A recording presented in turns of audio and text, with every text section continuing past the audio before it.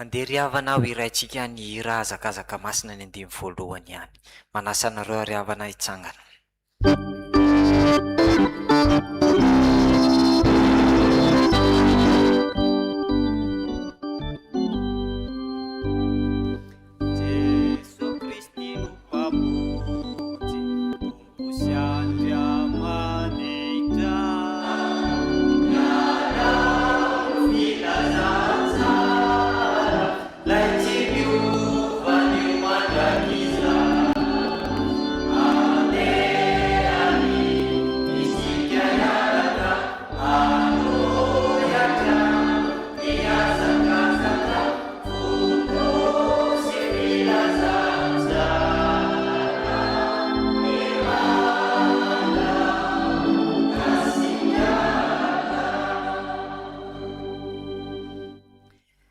Havana malala rehetra ao amin'ny tompo ampitomboana aminareo ny fahasoavana sy ny fiadanana avy amin'Andriamanitra raintsika sy Jesosy Kristy tompontsika.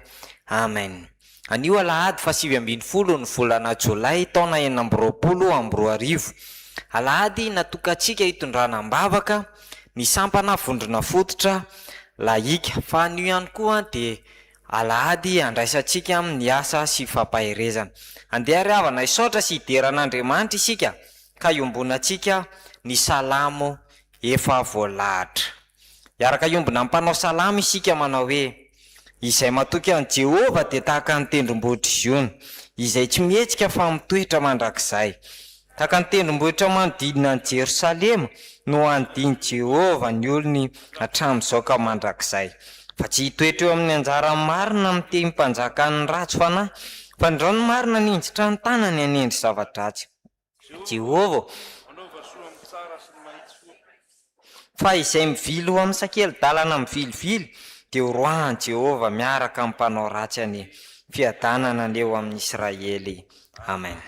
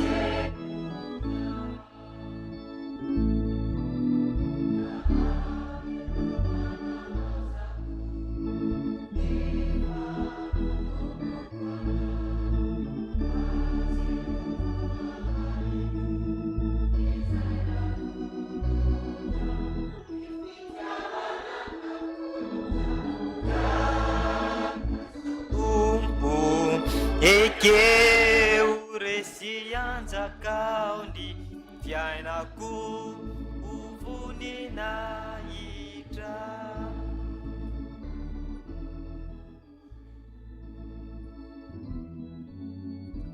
Tumpo malalom wadinukinjun ni fitiavana natulutra. Yavanana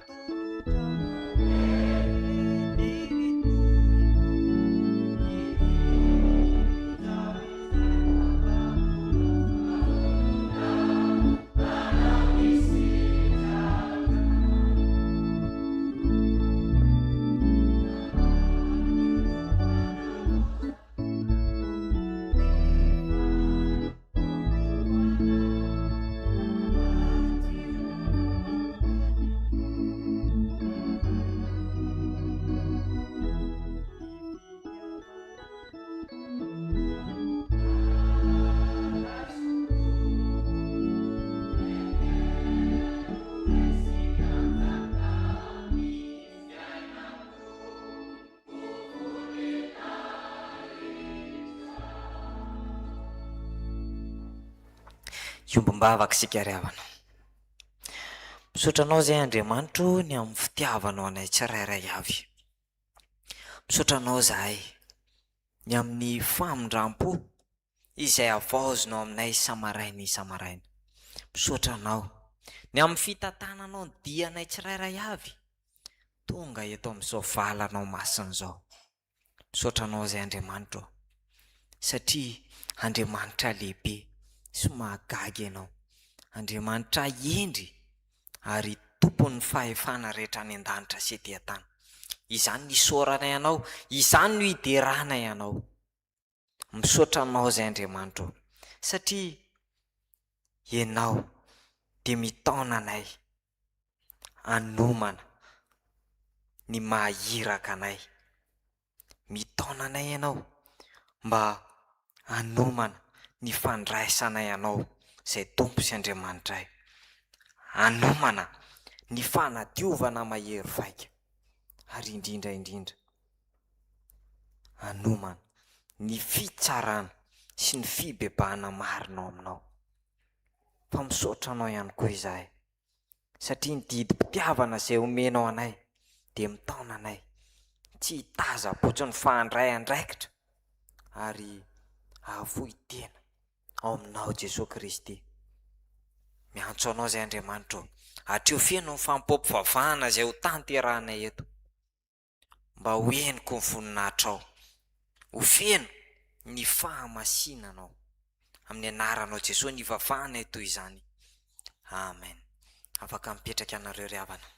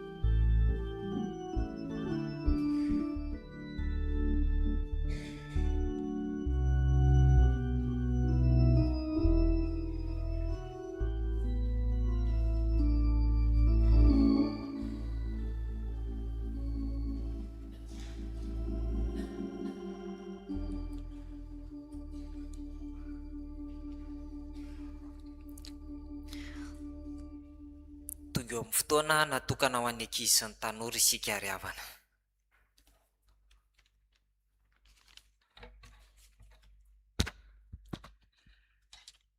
Ny sampana siko alahady dia faly miarahaba ny fiangonana indray na tratra ity alahady maraina ity. Fotoana izay natokana ho an'ny ankizy sy ny tanora no atrehintsika izao, koa mangataka ny ankizy sy ny tanora ary ny sekoly alahady rehetra mba hitsangana. Iary vavaka isika tompoko. Ry Andriamanitra rainay eo, rainay amin'ny alalan'i Jesosy Kristy zokonay malalanay ianao. Indreto indray ny sekoly alahadinao miatrika izao fotoam-bavaka izao. Koa mangataka ny fanahinao masina izay mba hanazava ny sainay, ny fonay, aizanay, mandray, mitahiry ary miaina amin'izay teninao renesinay izao sy anaranay. Amin'ny anaranao Jesosy Kristy zokonay nanaovanay vavakay. Amen. Petraka ianareo. Ny soratra masina izay akatsika fampianarana fohy amin'ity androny ity dia sokafy ny baibolitsika ao amin'ny bokyny Isaia mpaminany. Isaia 9:9. Isaia 9:9. Rehefa hitatsika dia andeha rahantsika mamaky amin'ny anaran'i Jesosy Kristy mafy sady miadana tsara manao hoe: ary nandreny feon'ny Tompo aho nanao hoe, iza no irahako ary iza ny andeha ho irakay, dia hoy izaho inty aho, iraho aho. Averintsika indray mandeha mafy sady miavana tsara hoe rakizy. Ary nandreny feon'ny Tompo aho nanao hoe, iza no irahako ary iza no andeha ho irakay, dia hoy izaho inty aho, iraho aho. Amen. Ny loha hevitra ny hevintsika izay evanjintsika amin'ity volana ity moa rakizy dia manao hoe ahoana? ahoana tsara manaiky ho iraka ny mino izany a loha hevitra izany no anorenantsika ity fampianarana ity maneho izany iraka ampanaovan'andriamanitra izany indrindra ity soratra vakiny toeraka izy Isaia pampinany a no iantefan'ny antson'Andriamanitra eto ny ran'Andriamanitra izy hitondra hafatra ho amin'ny zanak'Israely andeha hanambaran'izy ireo a ny hafatra izay ampitondraina azy ny zanak'Israely moa dia fantatsika tsara fa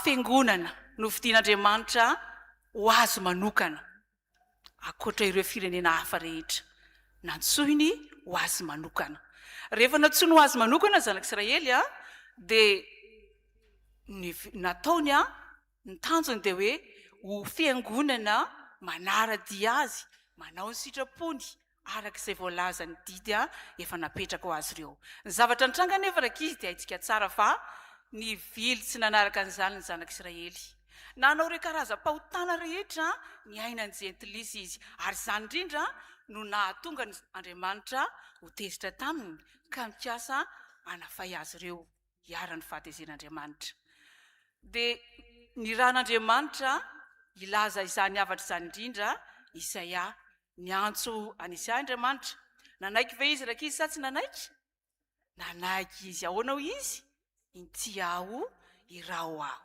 sarotra ny adidina ny antsona ny hafatra napetrak'Andriamanitra ho ampitondraina ny Isaia ho an'ny zanak'Israely kanefa izao tsy nanda Isaia fa nanaiky tsara ny hanatanteraka izany baiko izany satria Andriamanitra aza no naniraka nametraka ny didiny ho tanterahany zanak'Israely fa mbola tsy nekeny ihany fa maika moa fa Isaia kanefa izao tsy nanda Isaia fa nanaiky tsara ny hafatra izay nampitondraina azy hoe intsy aho iraho aho isika koa raka izy sy tanora dia olom-boantson'Andriamanitra natsoin'Andriamanitra isika hianatra ny teniny a tamin'ny alalan'ny sekoly alahady natsoin'Andriamanitra isika mba ho irany a ao amin'ny sampatia any amin'ny tokopira samihafa any dia izay nantsontsika hanambara ny hafatra ho an'ireny namantsika izay mbola voafatotry ny fahotana ny faharatsiana samihafa ireny misy namantsika amin'ireny a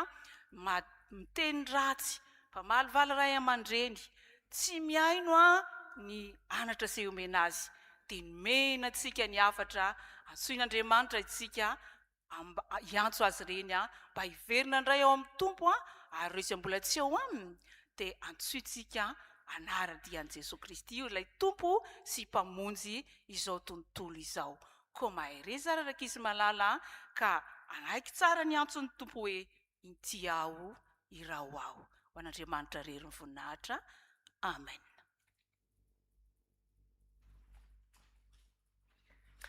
mialohan'ny hitsangana amin'ny mpanompon'Andriamanitra izay hivavaka sy hamaky ny tenin'Andriamanitra dia andeha ho iraintsika ny rehefa voalahatra If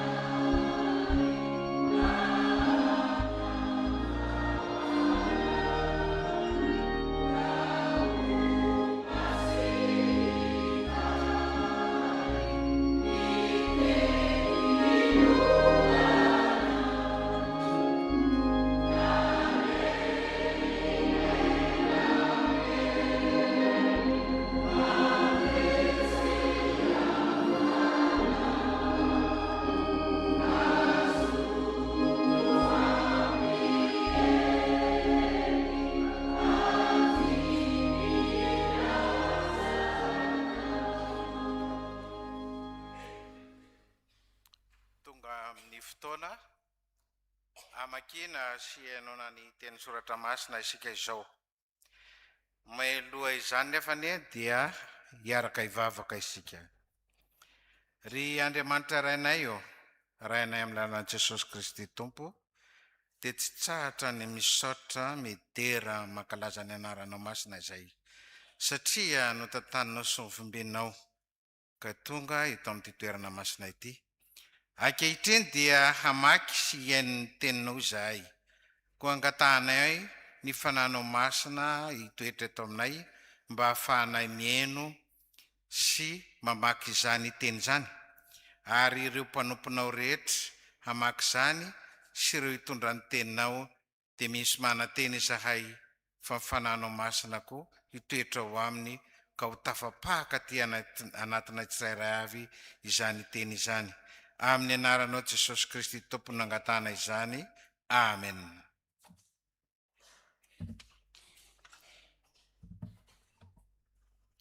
Malaki toko 7:1 ka hatramin'ny 7 amin'ny anaran'i Jesoa. Indro aniraka ny hirako aho, ary izy anamboatra lalana eo alohako, ary ny Tompo izay tadiavinareo dia ho avy tampoka eo an-tempolony, ary ny anjely mifanekena izay rinareo dia indro tamy izy hoy Jehovah Tompony maro. Nefa iza no mahatanty ny andro iaviany, ary iza no mahajanona raha miseho izy, fa izy dia tahaka ny afo mipandrendrika sy ny savony ny mpanasa lamba, ary hipetraka handrendrika sy hanadio volafotsy izy. Eny, hanadio ny taranaka levy izy sy handrendrika azy toy ny fandrendrika volamena sy volafotsy, ka dia ho an'i Jehovah ireny, ho mpanatitra fanatitra amin'ny mpahamarinana. Dia ho mamin'i Jehovah ny fanatitry Joda sy Jerosalema, toy ny tamin'ny andro fahiny sy toy ny tamin'ny taona taloha. Ary hanantona anareo fitsarana aho, ka ho vavolombelona faingana, hanameloka amin'ny mpanana ody sy ny mpijangajanga sy ny mpianian-tsitoa sy ny mpampahory ny mpikarama amin'ny karamany, mba ny mpitondra tena sy ny kamboty, ary izay mampahory ny vahiny.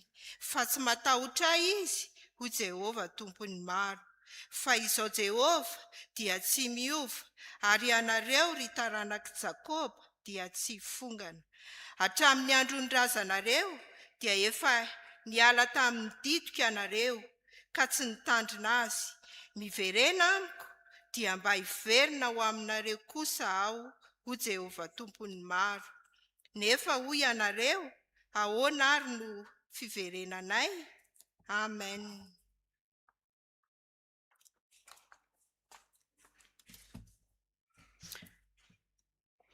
Luka 10, raisitsika ny 15 ka hatratra amin'ny 17 amin'ny anaran'i Jesosy. Ary indro nisy mpahay lalàna anankiray nitsangana ka naka fanahy an'i Jesosy hoe, mpampianatra, inona no ataoko handovako fiainana mandrakizay? Ary hoy izy taminy, inona no voasoratra ao amin'ny lalàna? Manao ahoana ny famakianao azy? Ary izy namalaka nanao hoe, tiavany Jehovah Andriamanitrao amin'ny fonao rehetra sy amin'ny fanahinao rehetra sy ny herinao rehetra ary ny sainao rehetra, ary tiavany namanao tahaka ny tenanao. Ary hoy Jesosy taminy, marina ny navalinao, ataovy izany ho velona ianao. Fa izy tana marina ny tenany ka nanao tamin'ny Jesosy hoe, iza ary no namako? Ary Jesosy namalaka nanao hoe, nisy lehilahy anankiray nidina avy tany Jerosalema hakany Jeriko ka azo ny jolahy, dia niendahiny ny lambany sady nokapohiny izy dia nilaozany, rehefa saiko maty.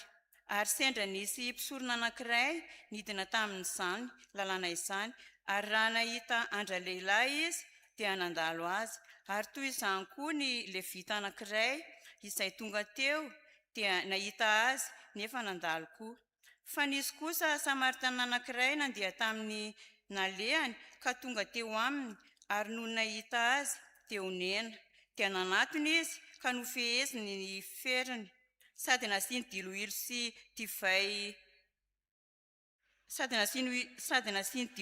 divay dia nampitaingeniny tamin'ny bibiny izy ka nentiny ho any amin'ny tranom-bahiny teny tsabony ary noho ny ampitsony iny dia naka tena riaroa izy ka nomen'ny tompony tranom-bahiny sady nanao taminy hoe tsaboa izy ary nahoatrinona no laninao mihoatra noho ireto dia honerako rehefa miverina aho.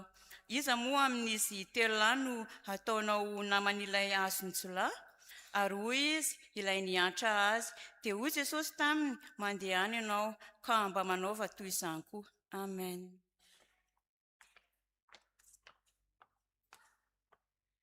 Ho faranantsika ny famakiana ny tenin'ny soratra masina. Efesianina 4:1-7 ka hatramin'ny 20 amin'ny anaran'i Jesosy.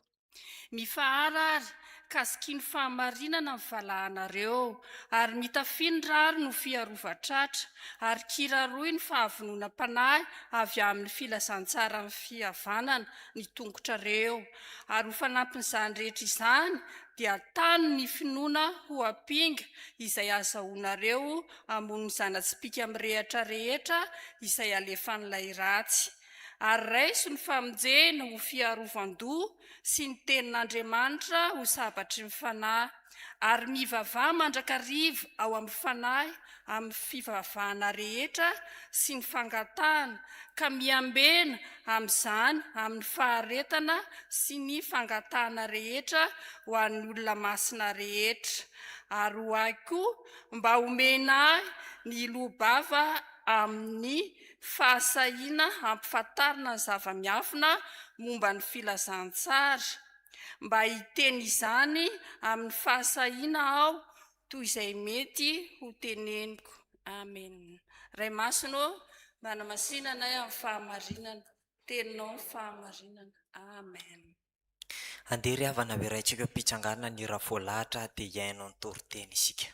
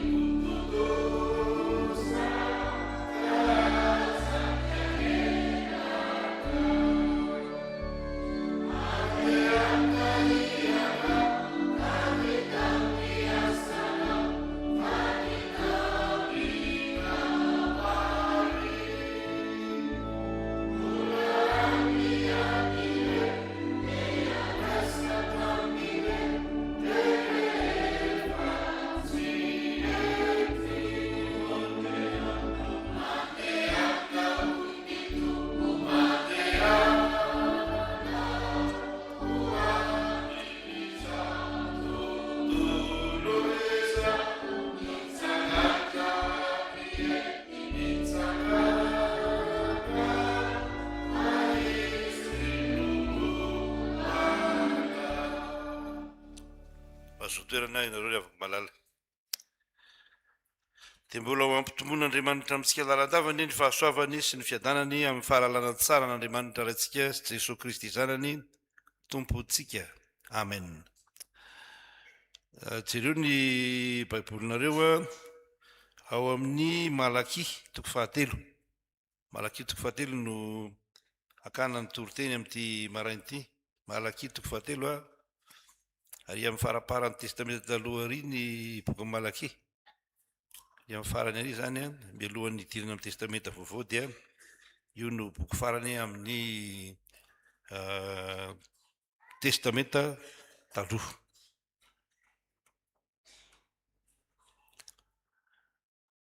Tonga amin'ny fotoana ny toriteny moa zany tsika zao dia matoky fa fotsarintsika ao anatin'izany misy asa-pifazana raha teo moa androany. So rehefa toriteny dia efa miomana atory. Zany ary fiangonana fa toriteny dia efa miomakomana atory, vitan'ny toriteny dia mihiratra amin'izay. Any fiangonana sasany rehefa toriteny dia lasa mivoaka ny sasany mivoaka sigara. Ka inona fa tsy dia tena takizay loatra moa eto amin'ity fiangonana misy antsika ity. Ny toriteny androany dia mikasika ny asa fanomanana mpanaovina ny irak'Andriamanitra. Ny asa fanomanana mpanaovina ny irak'Andriamanitra. Asa fanomanana. Inona no manina? Ny fahatongavany iraka, ny anjelin'ny fanekena hoy ny soratra masina. Rehefa mamaky tsara ny testamenta taloha zany tsika dia tsy inona kory fa ny fiandrasan'ny jiosy ny antsoina hoe Mesia. Fiandrasan'ny Mesia. Zareo dia tena ny andro fatratra an'io. Rehefa vitavita ny fahababoana tany Babilôna, nody dia nanangana tempoly zareo. Efa ratsangana ny tempoly dia tsy tena vita hatrany amin'ny farany ny tempoly fa kivy teny ny olona. Somary kivy satria betsaka ny zavatra nitranga tao anatin'izany. Ilay mpitarika antsoina hoe Zerobabela moa no nitarika azy tamin'izay. Dia tsy tena araka ny heverana azy fa diso fanantenana be dia be ny toe-javatra tao nanakana ny asa. Kivy koa ny olona fa tao tsy hita intsony hoe ahoana ary zany fitahin'Andriamanitra zany. Sahala mitovitovy amintsika zany zany. Sahala rehefa midona amin'ny rindrina eo anao, midona amin'ny poteau matetika dia mieritreritra aiza ary zany fitahin'Andriamanitra zany. Toa sahala mitsisy izy zany. Anakaiza ary Andriamanitra? Tsy hoe Andriamanitra tsy ao fa hoe nakaiza ary Andriamanitra? Sahala ny tsy mahita an'Andriamanitra. Dia be ny olona na eto amin'ny firenentsika azy sahala ny hoe tsy mahita an'Andriamanitra. Sahala ny tsy mahita valimbavaka, tsy mahita fahasoavana, mikofokofoka etseroa, tsemboka na ririnina aza ny andro, kanefa dia tsy mahazo ny ninona. Sahala amin'ny misy fiteny malagasy manao hoe gana mitety asa, dia ahoana ilay toy an'iny? Tratra mangana nefa ny anina koa tsy azo. Voroa zany.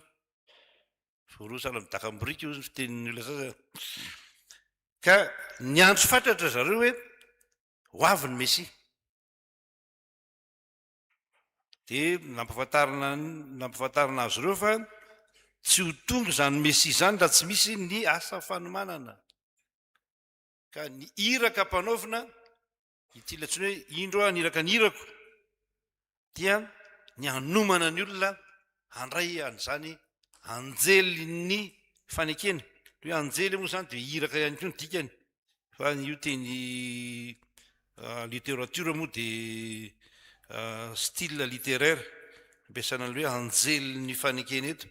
Lazana fa anjely na iraka izay ampiseho fa vita fanekena amin'Andriamanitra ny olona, vita fanekena amin'Andriamanitra isika. Zany no resahana eto zany.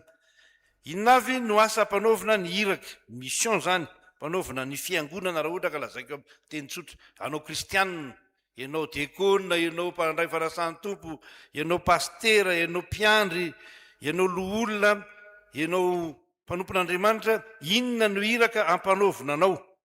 Dia mitovy amin'ny iraka nampanaovina ny Jauna moa, satria ny mpandinika ny soratra masina dia milaza hoe manondro any Jauna ty Malaki toko fahatelo ity, indro aniraka ny iraka ao, fa i Jauna no ny aloha lalana an Jesosy Kristy. Voalohany zany ny mission na ny iraka dia zao manomana ny andraisana ny tompo.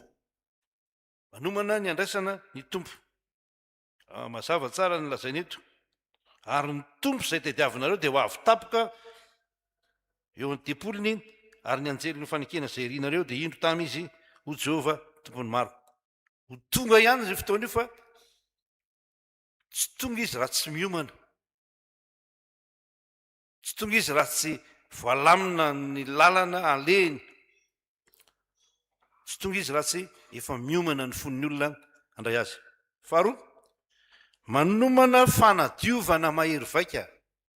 Satria rehefa io anjely ny fanekenana ny tompo lazainy io, rehefa miteny hoe tompo ato moa zany dia miteny hoe Adonay. Adonay dia mitovy amin'ny anarana, mitovy amin'ny hoe Jehova ihany, fa solona anarana moa ampiasain'ny jiosy rehefa manonona hoe Jehova izy na Yahweh, satria tsy tononony io anarana io fa tetragramme, anarana mafesa-danja, dia tsy tononony zany. Ka ny tompo dia hanadio, ary fanadiovana mahery vaika no hanadiovana ny olona. Fahatelo, inona ny mission zany? Mission'ilay mpanomana zany ihany koa dia manomana ny fitsarana sy ny fibebahana marina. Reo ny lazain'le perikupantsika atao Malaki. Tsara ny efa vita le toriteny. Voalohany zany, manomana ny andraisana ny tompo. Any amin'ny soratra masina amin'ny testamenta vaovao moa zany dia hoe omano ny lalan'i Jehova, ataovy mahitsy ny lalan-kalehany.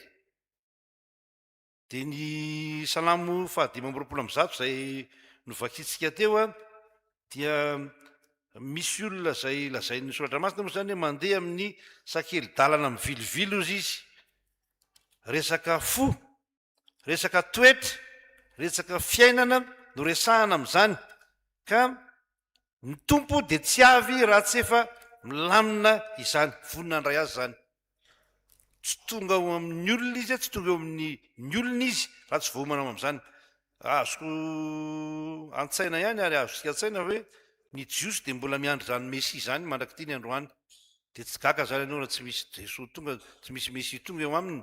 Fa ny antsika dia i Jesosy no Mesia, ary manomana an'izany no anjara ny fiangonana nandray ny olona an'izany. Tsy hoe hanomana ny hiaviany eo am-potsika fotsiny, fa ny haviany koa rahatrizay, sady miresaka ny amin'ny andro rahatrizay zany no miresaka ny ankehitriny. Ny anankiray zany dia fanomanana ny olona handray ny tompo io. Ny asan'ny fiangonana zany na ny asantsika zany dia fanomanana ny fon'ny olona mba ho afaka mandray an' Jesosy. Iny zany tsy teniteny fotsiny le hoe tsy zaho ny velona fa Kristy mivela ato anatiko. Jesosy tsy mety mivelona ao anatin'ny fombola mavesatry ny fahotana. Andriamanitra tsy mety mitoetra ao anatin'ny fombola mavesatry ny adalana sy ny ditra sy ny fandavana an'Andriamanitra. Izay ny olana mahatonga ny olona tsy mandre ny fitahian'Andriamanitra, tsy mandray ny fitahian'Andriamanitra, satria tsy mbola ao aminy Jesosy Kristy. Rehefa tsy ao aminao izy dia tsisy nininona zany, tsisy nininona zany. Fa rehefa ao aminao izy, ary izy rehefa makao aminao dia mandondona aloha. Fa rehefa vonina tsara ianao dia afaka mampandroso azy. Fa izy tsy miditra ao amin'ny olona tsy vonina, tsy mipetraka ao amin'ny olona tsy mbola vonina tsara.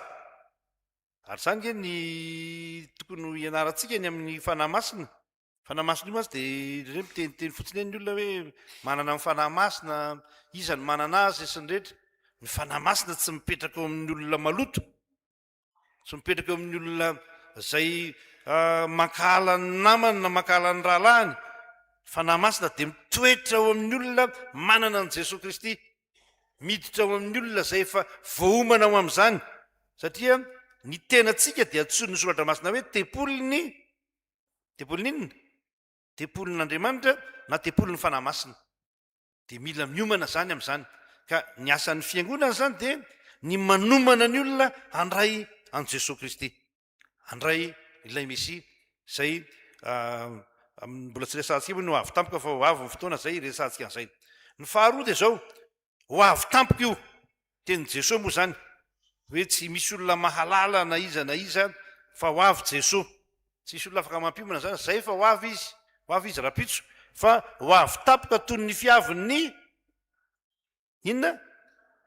Mpangalatra tompo, mpangalatra. Mpangalatra tsy eny, mpangalatra moa zany efa miova kely zany zao. Fa zao misy mpangalatra ny ambanivohitra efa manoratra izy ho avy zay aka niombonay. Mpangalatra omby izy ohatra. na eto Antananarivo rehefa misy kely an'izany ihany fa tapoka ny aviany ianao matory amin'ny alina izy tonga ny fiavian'i Jesosy Kristy dia tapoka ary zany ny mila fiomanana miomana ianareo zay misikiny ny valanareo areto ny jironareo zay ny teny Soratra Masina ary zany no asantsika fiangonana no teny hoe mila miomana mandrakariva mba tsy ho tapoka amintsika ny fiaviana satria manomana ny andraisana ny tompo no anjarantsika zay ny voalohany faharoa aloha iseho amin'izay ny faharoa indray écran faharoa inona ny lazainy eo manomana nina kosa izy manomana ny fanadiovana mahery vaika rehefa makeo amin'ny fiainanao Jesoa rehefa niomana ianao andray azy tafiditra amin'ny fiainanao izy dia tsy tonga andemindemy antsika amin'ny ota samihafa eo izy fa tanterahan tsara amin'ny zavatra mazava tsara zany voalohany afon'ny mpandrendrika lazany azy lazana ny asan'ny fanahy masina zany ao amin'ny testamenta taloha moa tsy dia tena mbola miresaka loatra ny hoe asan'ny fanahy masina amin'ny endriny aty amin'ny testamenta vaovao zay hoe tena manadio no asany ary ny asan'ny mpandrendrika dia mandoro sy mandevona fa tsy toy ny doro-tanety aloha doro-tanety avy dia mandoro sy mandevona ny zavatra rehetra dia vita ny asa potika ny tanety potika ny fambolena fa izy dia toy ny mandrendrika volamena anesorana ny loto sy ny fotaka amin'ny volamena mba ho toy ny volamena voarendrika toy ny volafotsy voarendrika ka mitsorika mitsorika ny iny moa ny filazany azy hoe sala amin'ny hoe volamena any ka dia mitsorika eo izy manjary tonga zavatra madio tsy misy petina izany ka ao amin'ny asan'ny fanahy masina zany dia manadio antsika eo amin'izany Jesosy Kristy rehefa tonga amin'ny fiainan'ny olona dia manadio ny fiainan'ny olona manala ny taindrendrika rehetra eo amin'ny fiainan'ny olona ary tokony hatsapany zany tsika rehefa ao amintsika ny fiainana kristianina rehefa nanaiky eo an' Jesosy Kristy tsika taka ny savon'ny mpanasa lamba koa ny filazany azy savony mahery manaisotra ny tasy lalina amin'ny fitafiny ireny esorona ny tasy rehetra esorona ny loto rehetra zao moa zany be deaibe ny manao savony dia rehefa mijery tele no dia publicité na savony be deaibe aho miresaka an'ireny tia ny tena madio za tsy hiteny eto moa fa manjary lasa mahazo publicité ny olona sasany zay ka fa dia ny savony zao no tena manadio savony zao Andriamanitra dia zava-dehibe aminy natao hoe madio ary zay no mahatonga ny teny Soratra Masina manao hoe sambatra ny madio am-po fa izy no hitan'Andriamanitra zava-dehibe amin'Andriamanitra zany madio zay no miresaka kely mikasika ny mpiandry zany no ampianarana ny mpiandry hoe mila madio ny mpiandry ampianarana ny dekona hoe mila madio vatana madio fo madio saina zany ange ny fiainana kristianina ka ny kristianina marina dia olona madio vatana madio saina madio fo dia io moa zany rehefa miresaka ny fanadiovana izy dia ozy hoe ny taranaklevy lesahana zany fa miresaka hoe taranaklevy dia ny mpisorona zany sy ny mpitarika zany ny tena diovin'Andriamanitra voalohany ngery tian'Andriamanitra diovina dia tsika fiangonana ianao fiangonana mihitsy tsika fiangonana zao ary io matetika ny fiangonana manondrana rehefa mamaka n'ilay 10 ao anaty perikupa ianao nisy olona azony jiola tany anefitra tany dia nikapohany dia efa saiky maty dia navelany amin'izay nindany ny fitafiana dia izy adaolo nandalo teo naraka tsara ilay perikupa teo nareo izy mbo nandalo teo mpisorona izy zany mpisorona zany mpitarika any amin'ny fiangonana zany olona mahay ny Soratra Masina zany nandalo teo koa ny levita taranaky ny mpisorona zany nijery fotsiny ny olona tsy nidioviny ny feriny tsy nikarakarainy fa dia nijereny fotsiny sahala mahita le sary amin'izao fotoana zao zany tsika zao raha misy olona ataontsika hoe marary ary efa imbetsaka tsika nahitany zany marary eny an-dalana eny na voadonany fiara sy ihany zay mandalo rehetra dia mangarakara fotsiny inona oniny ao ay lasa izy inona oniny ao mandalo koa reny ve dia tsisy kristianina moa zany efa nahitan'izany nisy olona voadonany moto moa zany dominy fiara amin'ny andro arivariva le fiara avy aorinana eo dia dominy le moto lasa izy nitsita azy nalehany dia inona nataon'ny olona tangorongorony eo ny olona mijery daolo mijery fotsiny mitazana fotsiny tsisy mijery tsisy mandray andraikitra na mandray an'le olona tanana fa dia mijerijery fotsiny dia voatery moa zany hoe tsy hoe voatery moa zany fa zay no izy tsy maintsy ny tena nandray andraikitra dia hoe ndao entina le olona makany amin'ny hopitaly ty olona ity. Dia zay lay olona zay lay mpanompon'Andriamanitra indraindray tak'izay koa tsika mijerijery fotsiny. Ndraindray ny tenantsika aza moa tsy voajerytsika loatra. Zany misy olona indray any an-trano any izy miakanjo andeha ty am-piangonana, ty am-piangonana izy vao mahita ohatry ary tena maloto be ty akanjo ty kay a. Ndeha hanao asa fanompony dekona izy na anao fampiandry fiakanjo foriporitra be dia foriporitra be le akanjo. Ka ny mpanompon'Andriamanitra dia mahalala tsara fa izy aloha no madio vo afaka mitory fahadiovana amin'ny olona izy. Izy aloha no masina vo afaka mitory fahamasinana amin'ny olona izy. Ary mitovy amin'izay lazain'Andriamanitra zany hoe masina aho, zany hoe miavaka aho, madio aho, aoka masina ny keo ianareo. Zay zany ny lafin'ny faharoa zay a dia ny tompony hanadio antsika amin'ny tsy fahamarinana rehetra. Fahatelo, manomana antsika amin'ny fitsarana sy ny fibebahana marina izy. Resaka fitsarana moa zany rehefa miresaka hoe fitsarantsika amin'ny lafin'ny pratika dia ampiariarian'Andriamanitra ny fahotana rehetra ataon'ny olona. Miariary, asehon'Andriamanitra ny fahotana ataon'ny olona. Zay ny fitsarana. Fitsarana dia misy latsony hoe sarja.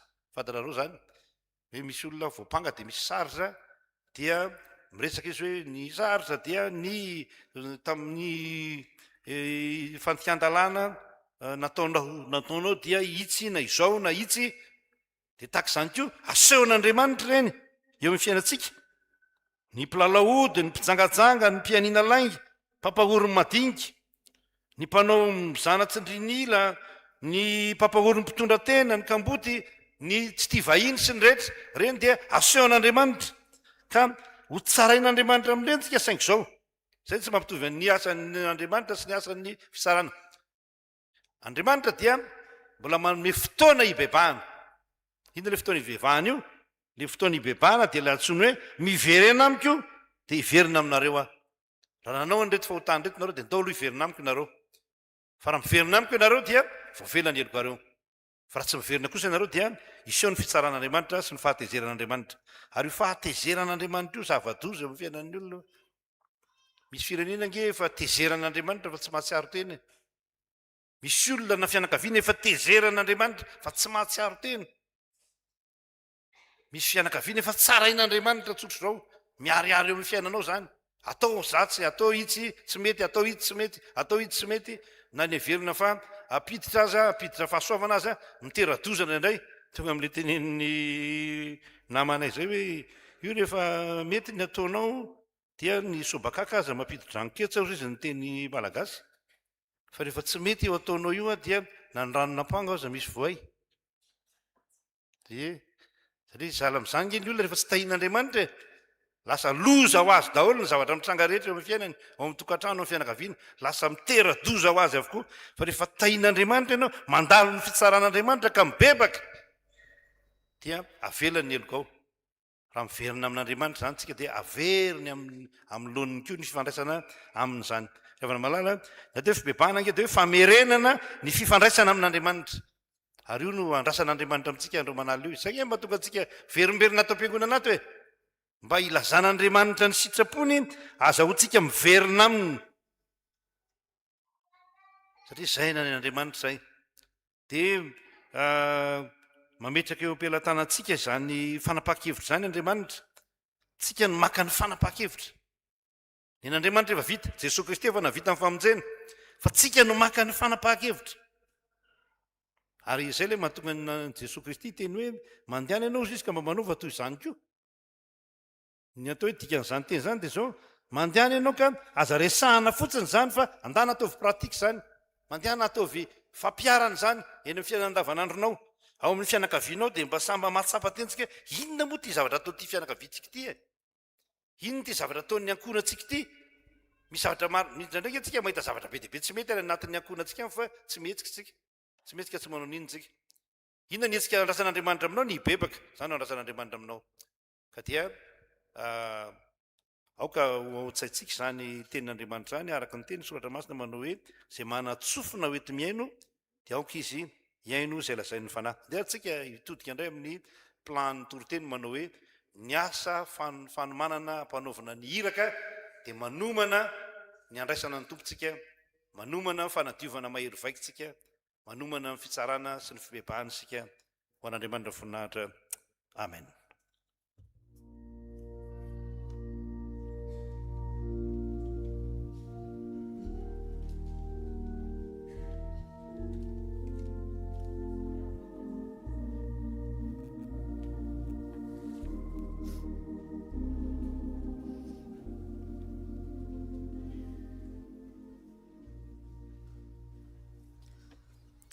Zany ary sitrapon'Andriamanitra tamintsika ry havana dia tsika hiara-iombona amin'ny hoe sambatra ny olona, sambatra mitsilala, sambatra izay mitandrina ny teny vavolombelony ka mitady azy amin'ny fony rehetra.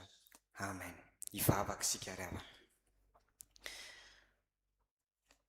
Sotranao izay Jesosy fa mbola afaka manondrika ny lohanay, mitondra ny fifonanay tsirairay avy eto anatrehanao. Manoloana ny teny izay vao nodrenesinay teo Andriamanitra, dia mifona aminao izahay. Mifona aminao izay satria tsy nanomana ny olona izahay handray anao. Ary raha ny tena marina ary dia izahay mihitsy Jesosy tsy niomana handray anao, fa mbola variana tamin'ny rendrarendra, mbola variana tamin'ny adalàna sy izay zava-mandalo eto amin'ity izao tontolo izao ity. Mamindrafo aminay Andriamanitra ao, mamelà dia mamelà ny elokay. Mifona aminao izahay satria misy fotoana amin'ny fanahy masina dia tsy avelanay hanadio anay, tsy avelanay hanaisotra ny fahotanay, tsy avelanay hanadio ny fonay. Jesosy, menatra izahay satria izahay fiangonanao mihitsy ny tsy madio, mifona reha, milela-paladia, mangataka famelan-keloka. Tena mifona satria le mibebaka lazainay dia hibebahanay ny fahotanay androany. Fara-pitso dia averinay ihany, dia averinay ihany raha afaka pitso. Tena mifona Jesosy, tsy hanao intsony izay. Mino izay fa ianao ilay Andriamanitra izay tsy avy antso ny marina, fa ny mpanota mba hibebaka, mandreza ny vavaka izany ary miaino an'izany fifonana izany. Fa ankoatran'izany koa Jesosy dia misy ny fahotanay izay tsy sahanay akory na dia ny hanonina anazy ary, dia noy fa ho tononinay moramora ataonay ao anatin'ny fahanginana.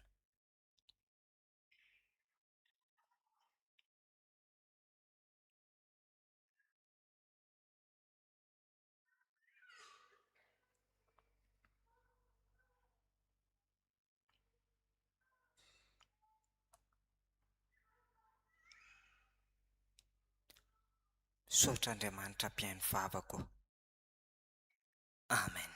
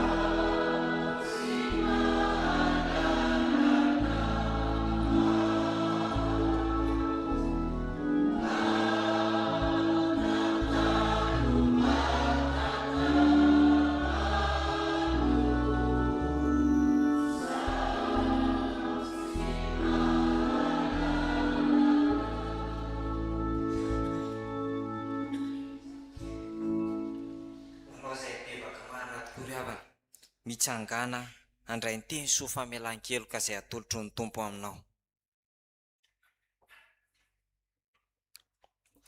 Hoy ny tompo, fitiavana mandrakizay no nitiavako anao, ka izany nampaharetako famindram-po aminao. Fa Andriamanitra mampiseho ny fitiavana antsika, fa fomba mbola mpanota isika dia maty hamonjy antsika Kristy, ary amin'izany dia tsy misy fanamelohana ho an'izay ao amin'ny Kristy Jesosy. Amen. Sambatra ny olona izay voavelany tsy voasarona ny fahotana, sambatra ny olona izay tsy sainy Jehovah ary tsy misy fitaka-fanana. Amen.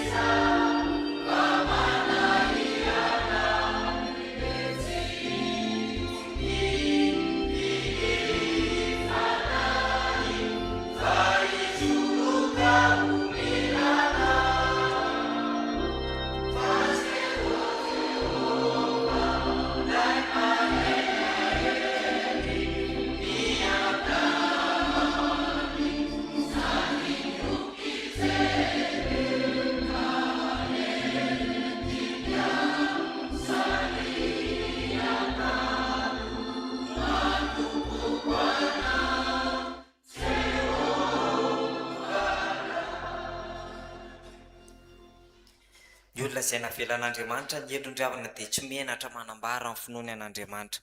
Andeha iombona antsika ary ny fanekem-pinoana larana faharoa manao hoe: isika mino an'Andriamanitra ray tsy tompo hanao lanitra sy ny tany, ary ny zavatra rehetra na ny hita na ny tsy hita, ary an'i Jesosy Kristy tompo ray, zanaka lahatokan'Andriamanitra, nateraka ny ray talohan'izao rehetra izao, ny mazava avy amin'ny mazava, Andriamanitra tokoa avy amin'Andriamanitra, nateraka fa tsy natao, miray amin'ny zavatra rehetra.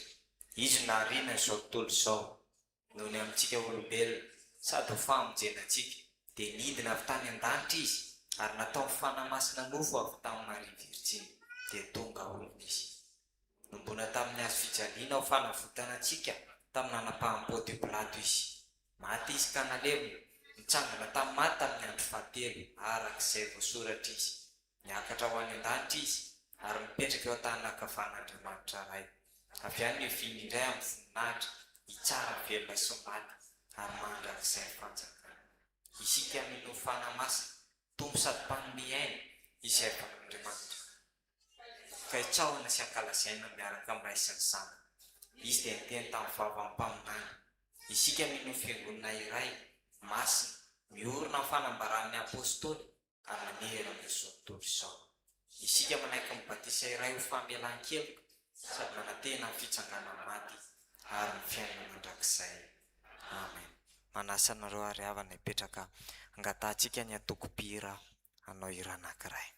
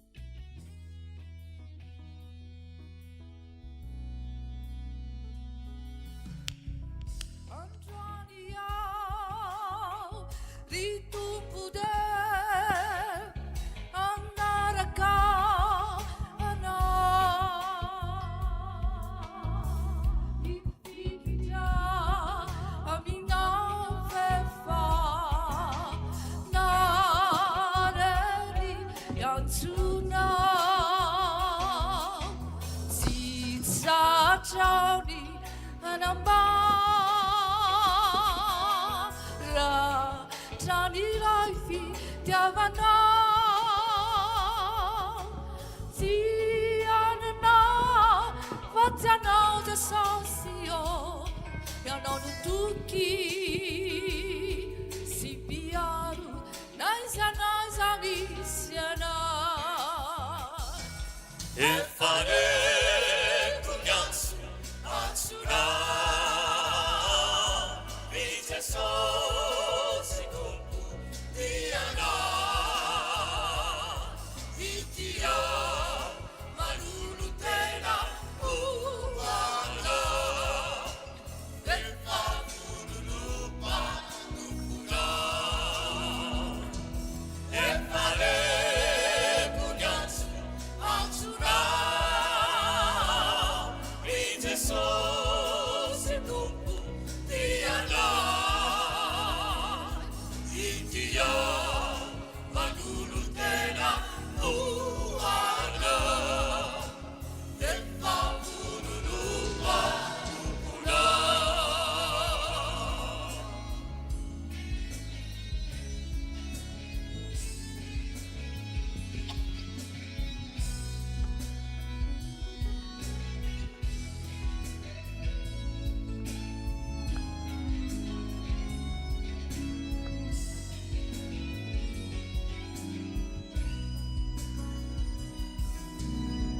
Matsiaro sa batrao Jesosy fa manana anana feno ambany na ity fo fa mena zava-soa maro be Jesosy tsara Zay lumena uana Tsy uvavani kwa buku izani Itiamu Baharaisu Vamanuru te manana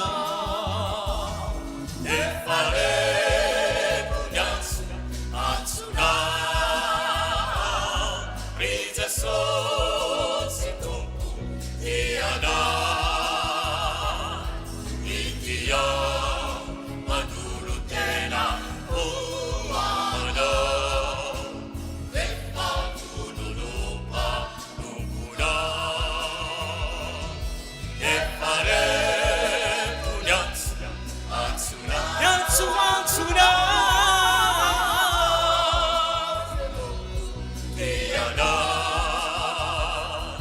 Itia Manulu tena Muana Vepa Kudulupa Numpuna Itia Manulu tena Muana Vepa Kudulupa Numpuna Vepa Kudulupa Numpuna Vepa Kudulupa Numpuna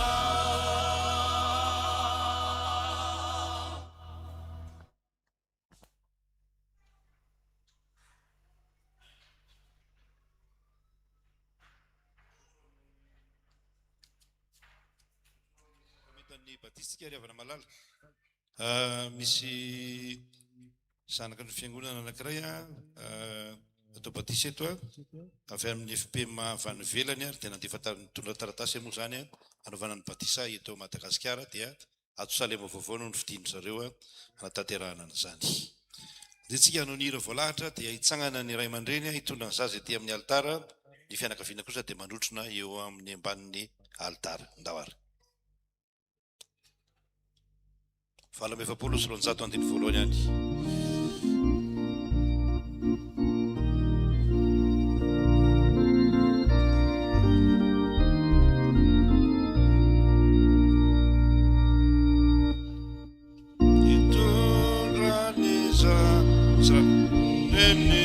Salema bautai Jesu Christi fo n'olona venepea natrizy fa ho jesosy hoe avelan'iza zahana tonisa.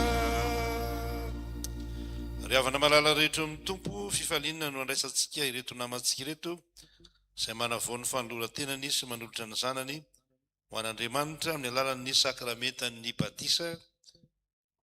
Eno iarany tenin'ny soratra masina anorenan'ny fiangonana ny fanatanterahana ity sakramenta ity.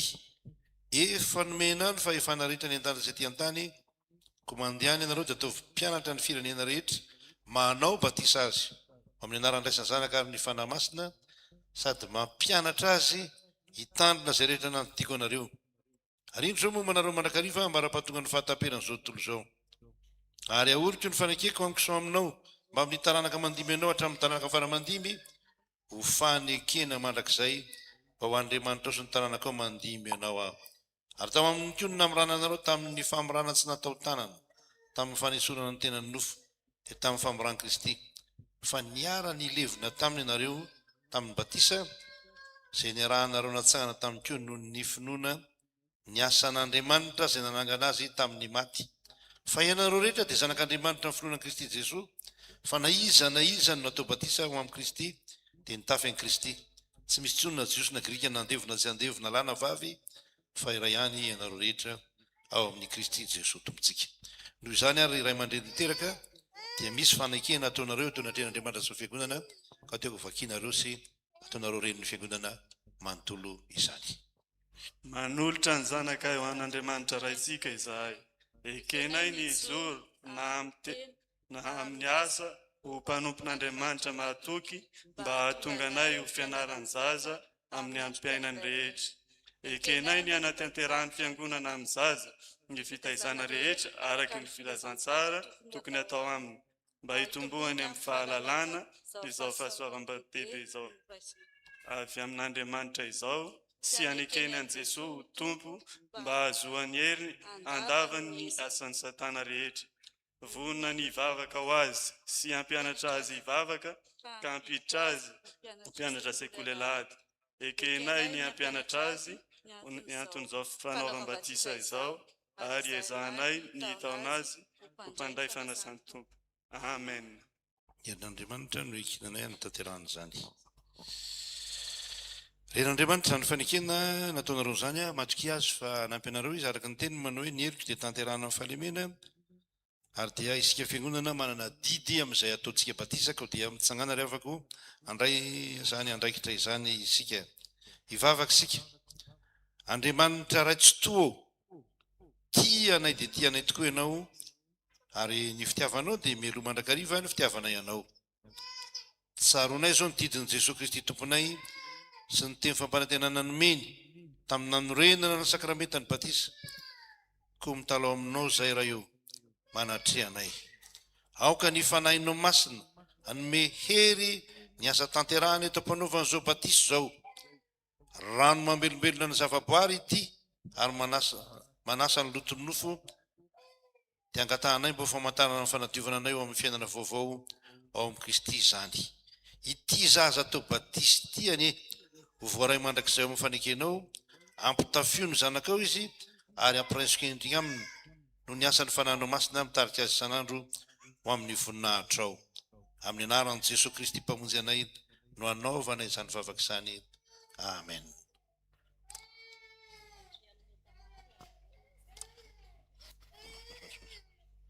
Andrian'ny menjanahary Anael manao batisanao aho, minaran'ny ray sy ny zanaka ary ny fanahy masina ho aminao aneny tompo. Amen. Mangina amin'izay vavakantsika tompoka. Faly misaotra anao zahay tompo, fa tanteraka ny fanin'ny reto ray aman-dreny reto. Miombonainao amin'i Jesosy Kristy zao ny zanany, ka isan'ny vahoaka ny fanjakan'Andriamanitra. Ny angatana fiangonana dia nitehirizanao an'ity zaza ity eo ambany fahasoavanao, ampaharitra azy hatramin'ny farany amin'ny fivavahana aminao.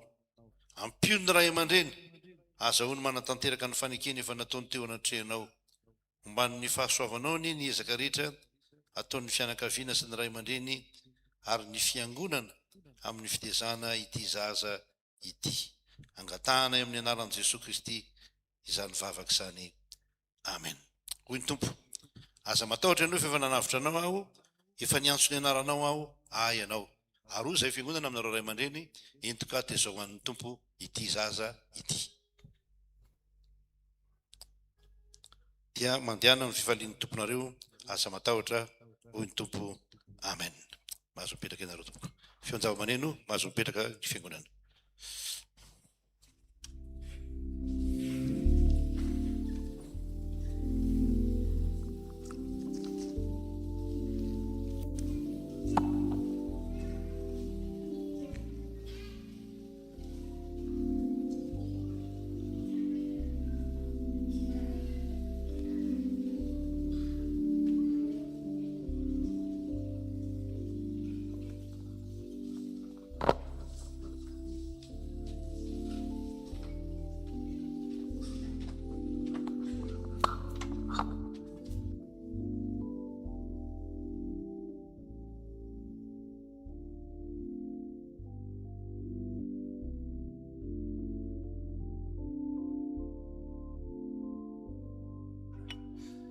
Rehefa izany dia tonga eo amin'ny fotoana anaovana ny vavaka fangatantsika tompoko.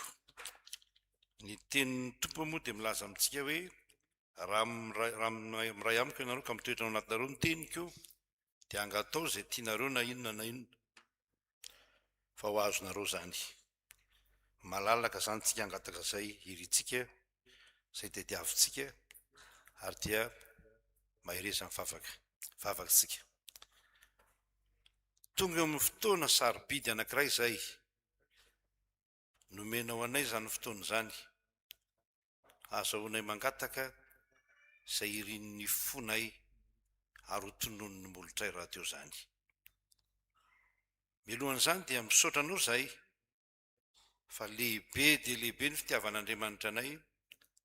Ny tantaram-piainanay dia tantaran'ny valim-bavaka nomen'Andriamanitra anay.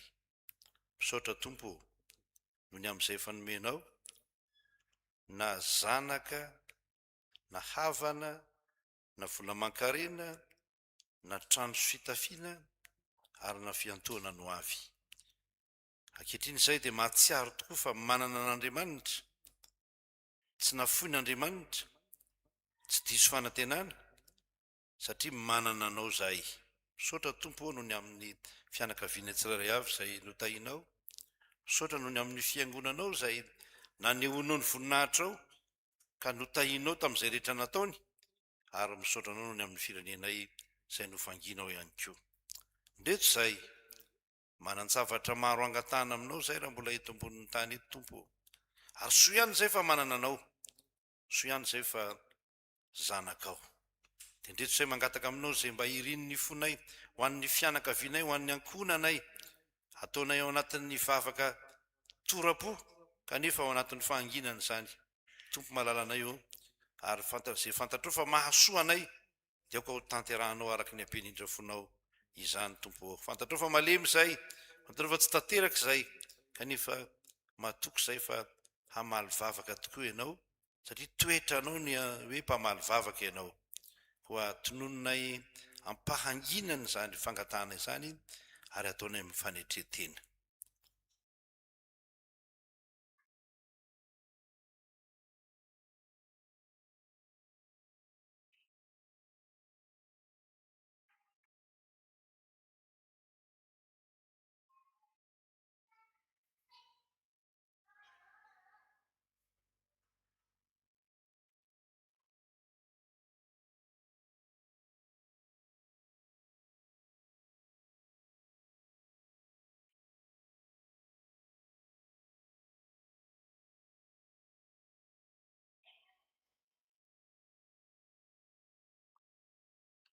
Zany no fanirianay, zany no fagnatahanay. Tovy araka ny teninao zany, tanterao araka ny ampenindra fonao zany. Dia mivavaka ihany koa izay ho an'ny fiangonanao, ity fiangonanao ity izay eo am-panatanterahana fotodrafitrasa Goavambe. ny asany goavana zay bitika sy kely kanefa matoky io fa Andriamanitra dia goavana sy lehibe noho ny asa izay ataonay ka ho vita mora foana izany. Misaotra tompony amin'izay fanomenao ary mbola mankasitraka ny amin'izay mbola homenao anay sy efa voninany ho raisinay matoky an'izany izay.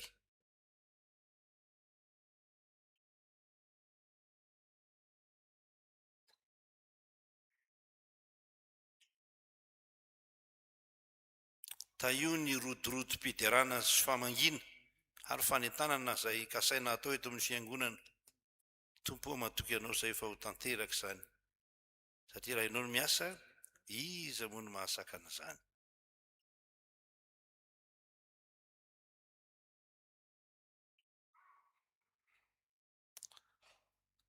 Fa afaka aminao manokana izay ho an'ny zanakay izay hanala fanadinana. Misy indray amin'ny herinandro ity hanala ny baccalauréat sy ny fanadinana hafa ihany koa.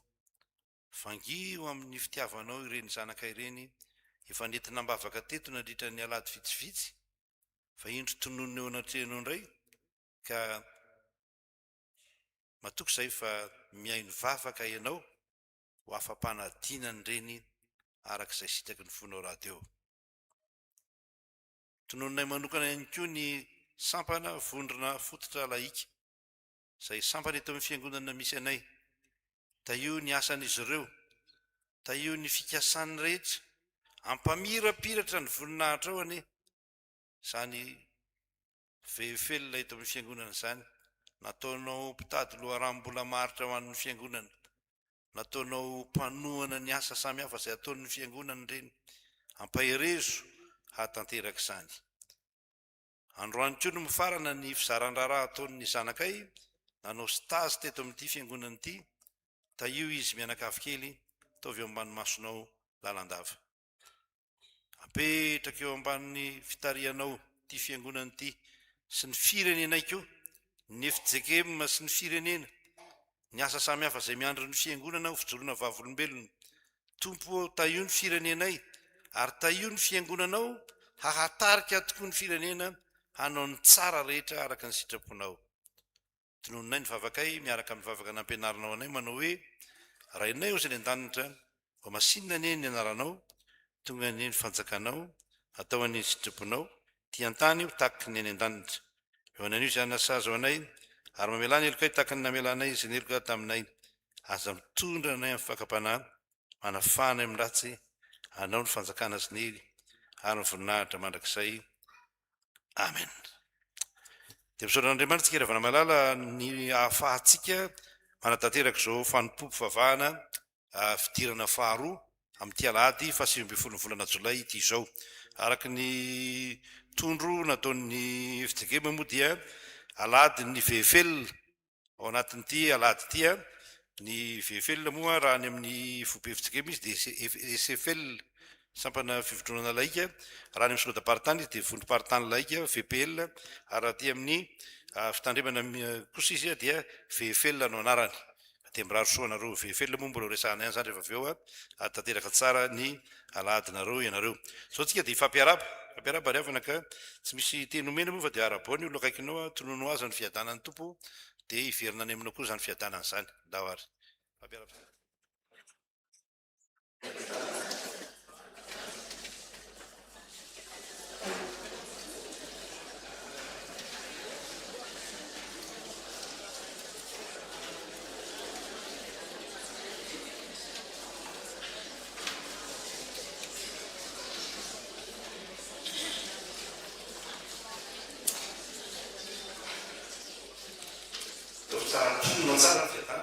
Katsahitsika eto ambony tany eto mba hiadany raha tononona tsara io dia tena tonga tokoa amin'ny fiainantsika io. Eo amintsika rehetra amin'ny fiadanan'ny tompo Jesosy ary anam-piadanana manrakariva resika amin'ny zavatra rehetra. Zay ny fifampiarabana fa dia omeko ny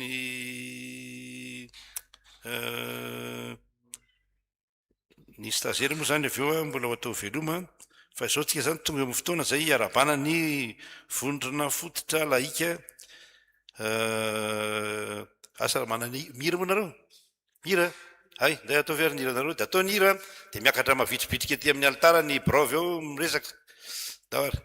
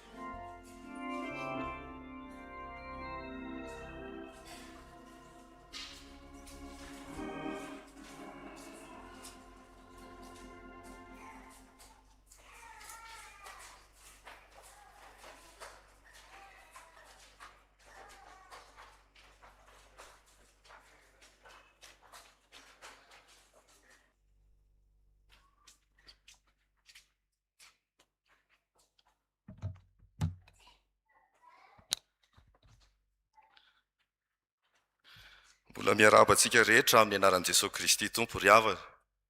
Andro miavaka an'io satria manamarika ny alahadin'ny sampana vondrona fototra laika isika. Tsy fankalazana fotsiny anefa izao fa fotoana hijerentsika indray ny antso sy ny andraikitra napetrak'Andriamanitra tamin'ny laika eo anivon'ny fiangonana sy eo amin'izao tontolo izao. Ny vondrona fototra laika dia tsy natao mpijery fotsiny fa hery velona manohana ny asa fitoriana, mijoro vavolombelon'i Jesosy Kristy ary miasa mpitiavana ho fampandrosoana ny fiangonana sy ny firenena. Ankehitriny miandrika fanamby maro ny fiangonana sy ny fiarahamonina, miamalemy ny finoana, miabetsaka ny fakapanahy ary manjaka ny fitiavatena. Koa mijoro eto izahay vondrona fototra laika manentana antsika tena misokatra varavarana ry havana ho antsika izay mba te hanatevin-daharana hiditra amin'izany sampana vondrona fototra laika izany. Koa antsony isika rehetra mba ho azavana mamirapiratra, sira manome tsiro, hitondra fanantenana sy ampiseho amin'ny fiainantsika fa velona sy miasa ao amintsika Jesosy Kristy. Aoka ary ty alahady ty tsy ho fahatsiarovana ihany na fankalazana fotsiny fa fotoana hanavaozantsika ny fanoloran-tenantsika amin'Andriamanitra aoka samy anontany tenysika ry havana hoe inona no anjara-birika hoentiko ho an'ny fiangonana manahoana ny fijoroako vavolombelon' Jesosy Kristy eo amin'ny fianakaviako, eo amin'ny asako ary eo amin'ny fiarahamonina. Mitodika amintsika vondrona fototra laika. Engane ny tompo ampiray fo antsika, hanamafy ny firaisan-kina ary hanome hery ny sampana vondrona fototra laika mba hanohy hatrany ny iraka nakiny tamintsika ka ho voninahitran'Andriamanitra rerany no iseho amin'ny asa rehetra ataontsika. Amin'ny fotoana tahaka izao moa ry havana dia fanao ny sampana vondrona fototra laika ny mampiseho antsika amin'ny fiangonana ary manolotra zioka ho an'ny mpikambana vaovao. Ka dia manasa antsika mpikambana vaovao hijoro etỳ anoloana. Ny fanatanterahana zany ry havana dia ny ray aman-dreny mpitandrina ny hanolotra ny zioka ho an'ireto mpikambana vaovao atao amin'ny sampana vondrona fototra laika ireto, manaraka izany ireo filoha ny fandimby teo aloha. Zavatra tiana ampita amintsika dia zioga atonina antsika ireny fa tsy hoe zioga tsy atonina antsika. Ka dia mampahery antsika hatrany ary faly mandray anareo ihany koa mpikambana vaovao. Dia mangataka antsika ry havana, mangataka anareo telo mianadahy mianaka androzy eto anoloana eto dia ny ray aman-dreny mpitandrina sy ny filoha ny fandimby teo aloha ny anatanteraka izany fanolorana zioka ho antsika mpikambana vaovao izany.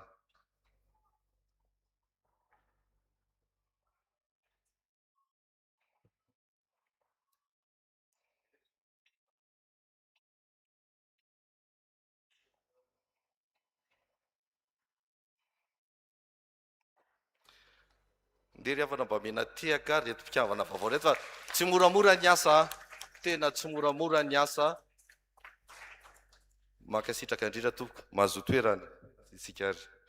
Manaraka izany ry havana ho fijoroana vavolombelona ary ho marika famantarana famanohana ny fiangonana ny sampana vondrona fototra laika ny amin'ny asa atao rehetra atao eto amin'ny fiangonana na amin'ny asa fijoroana vavolombelona Jesosy Kristy dia ho fanampiana ny fiangonana amin'ny asa fanorenana ny zay iantsoroan'ny fiangonana amin'izao fotoana izao dia manolotra vola efatretsy sy ray tapitrisa ariary ho an'ny asa fanorenana ny sampana vondrona fototra laika ho an'ny fiangonana. Mitsinjara toy izao izany tsara ihany mampafantatra antsika satria efa nentina teto amintsika izay. Ny ray tapitrisa ariary dia efa teti-bola natokany sampana vondrona fototra laika entina hanampiana ny fanorenana. Fa ny efatretsy ariary dia nanatanteraka varotra polo ny sampana vondrona fototra laika izay nentina teto amintsika eto dia efa nambara tamintsika pahabe masy izany fa entina hanampiana ny asa fanorenana. Dia manatitra izany manatanteraka izany zay ry havana ny amin'ity anio ity tsy hoe vita akory izay fanolorana ivolo zay dia hijanona hatreo izahay fa vonona hatrany izay hanampy ny fiangonana amin'ny asa fanatanterahana ny fanorenana.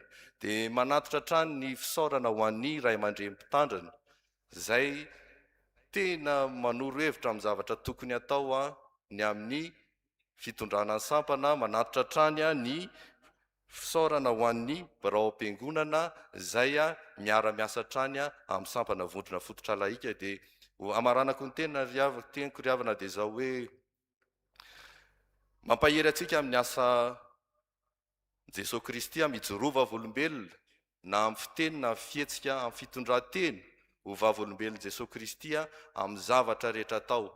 Aza menatra mijoro vavolombelon' Jesosy Kristy eny amin'ny fiarahamonina fa miaratsy ny fiarahamonina. Ka dia mijoroa ry havana ho vavolombelon' Jesosy Kristy amin'ny zavatra atao dia ho an'Andriamanitra irery ihany voninahitra. Amen.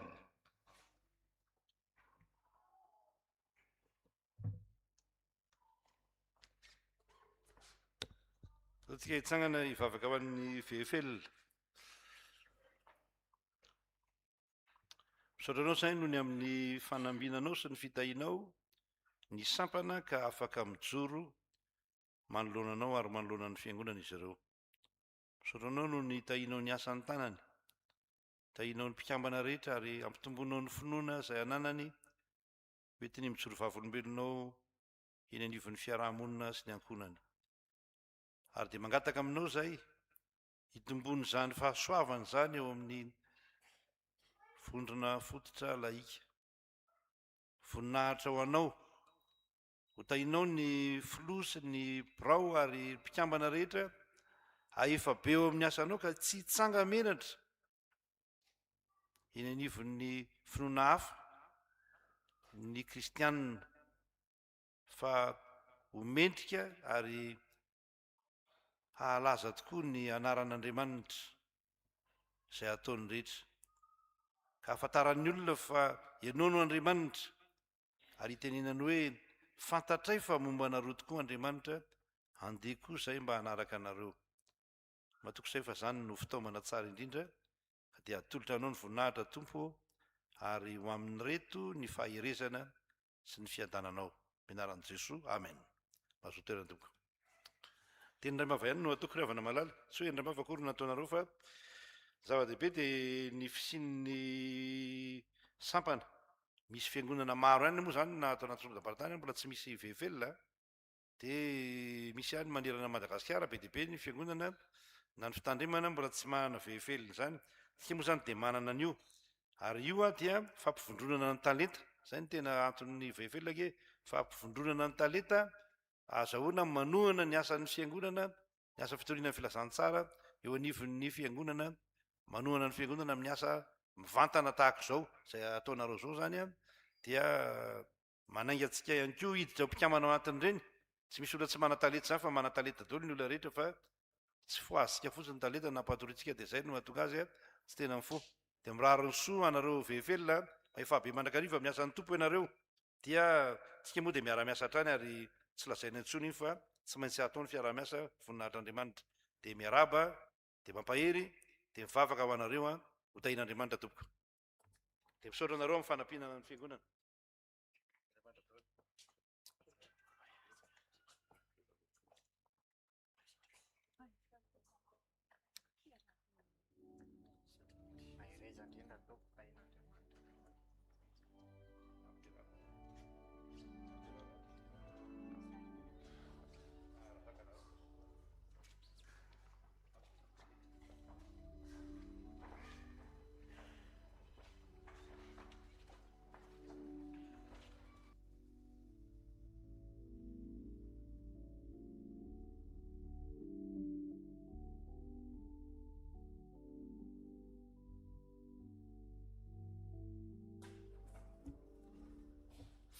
Tonga eo amin'ny fotoana izay ianona handrarahan'ny fiangonana sika ry havana.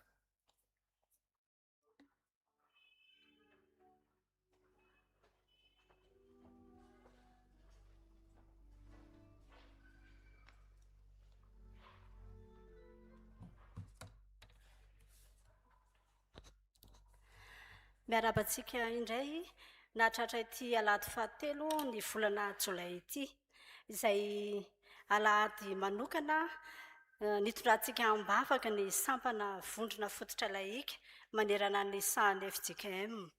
Natateraka izany tsika teo dia mampahery anareo hatrany amin'ny asa fanompoana izay efa niantsony anareo, ny amin'ny talenta sy ny fanomezam-pahasoavana izay nomeny anareo. Ho antsika fiangonana kosa dia misy ny rakitra vata izay ataontsika eny ambaravarana, fa misy soratra eny hoe VFL ho fiombonantsika sy ho fanohanantsika azy ireo amin'ny adidy izay tanterahan'izy ireo any amin'ny Foibe. Amin'ity alahady ity koa toy ny fanaontsika eto amin'ny fiangonana dia alahady anatanterahany sampana fifoazana ny asa sy fampaherezana, dia miaraba anareo mpiandry tonga maro amin'ity andro anio ity.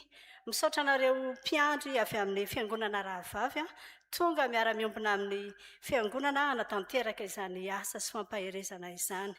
Ny tompo koa ane a anafihery lalandava ho anareo. Amin'ity alahady ity koa ny fikambanany diakonina sy loholona dia anatanteraka fitazam-panahy izay ho tanterahana anio a manomboka amin'ny 2 ora sasany. Io fitazam-panahy io dia iarahantsika amin'ny ray aman-dren'ny mpitandrina eto an-toerana. Fiofanan'ny birao any sampana sy fikambanana. Isy fiofanana izay ho tanterahan'ny ray aman-dren'ny mpitandrina ho an'ny birao sy ny birao any sampana sy ny fikambanana rehetra eto anivon'ny fiangonana. Izany dia ho tanterahana amin'ny alahady heriny anio, alahady 29 ny volana Jolay amin'ny heriny anio. Dia toy izao ny fandaharam-potoana. Manomboka amin'ny 3 ora ka hatramin'ny 4 ora ny fiofanana ho an'ny filoha sy ny filoha-panampy rehetra. Filoha sy ny filoha-panampy rehetra. Ary amin'ny 4 ora kosa ny fiofanan'ny birao rehetra. Dia efa mampiomana antsika dia izao izany fa fotoana anankiray anatanterantsika amin'ny fiofanana amin'ny alahady heriny anio alahady 29 ny volana Jolay. Ity indray dia fiantsoana ho an'ny mpitendry sy mpikirakira ny zava-maneno. Miantso antsika zanaky ny fiangonana izay manana talenta amin'ny fitendrena orga, fitendrena violon, fitsofana sax, fikirakirana ny sary sy ny feo, mba anatevindarana ireo zanantsika izay efa manao izany. Dia afaka manatona azy ireo isika izay anolo tena amin'izany fanompoana izany. Araka ny lazain'ny mpitandrina teo amin'ity alahady anio ity no itsofantsika rano ny mpitandrina izay nizatra raty eto amintsika nandritra izay volana maromaro izay sy isaorantsika azy tamin'ny asa fizarana izay fanotanterahana teto. Satria amin'ny heriny anio izy ny mpitandrina io no ho tanterahana ny famoahana sy fanirahana azy eny amin'ny kianja maitso ny Antsahamanitra. Dia ho tanterahantsika anio izany aorian'ny fotoana avy eo. Aorian'izao raharaha izao. Farany ny sampana mainty milaly dia nahazo fanasana hanao fitoriana filazantsara eny amin'ny chapelle Ivato anio arivo. Dia mampafantatra antsika fiangonana izany fa hiainga eto izy ireo amin'ny 2 ora latsaka fefany. Ny sampana STK no miantso azy ireo, manasa azy ireo amin'izany fitoriana filazantsara izany izay ho tanterahana eny amin'ny chapelle Ivato. Dia toy izay ny rarahan'ny fiangonantsika dia ho an'Andriamanitra irery ihany ny voninahitra amin'ny asa rehetra.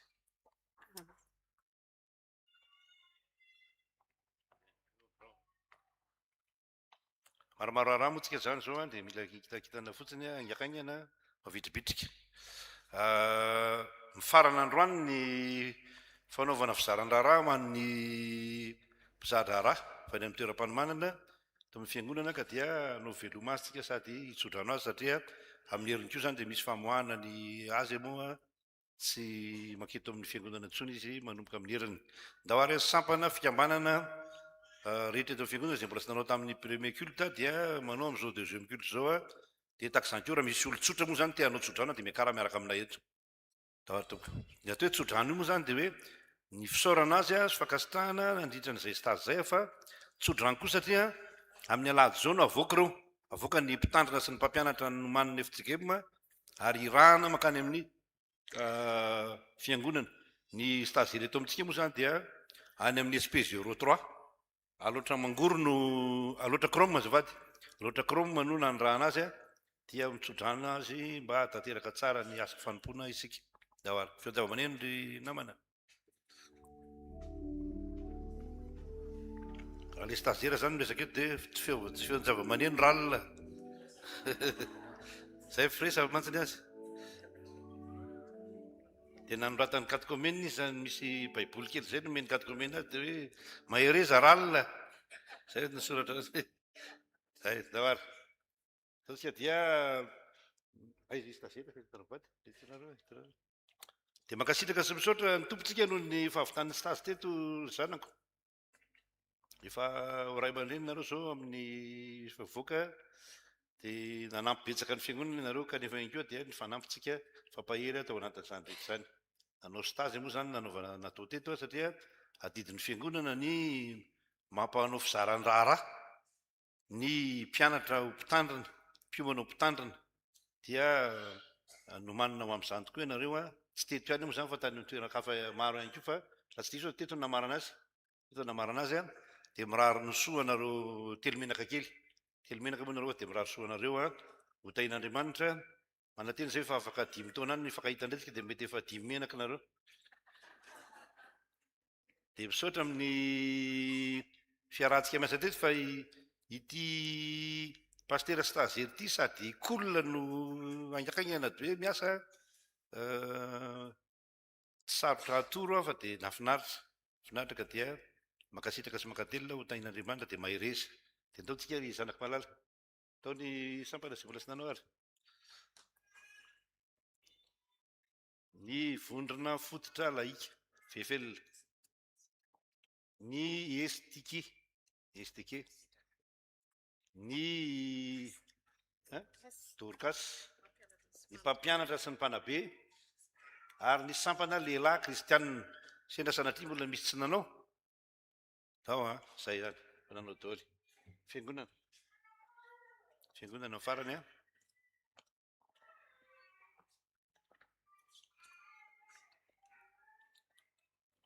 Dia mampirisika antsika moa zany a, izy moa ivoaka amin'ny herina zany a, irahana makany amin'ny synodapartany aloatra Rome. Dia raha misy ny hanao tsodrano sahala amin'iteo zao ny premier culte be dia be mbola nakajy ambadika nanao ny tsodrano a, nampahery a, mamatsy a, tsy hoe fitiavam-boly zany fa fanohanana ny asan'Andriamanitra. Ka dia mahereza tompoko a, tompo manareo mandrakariva ry zanaka.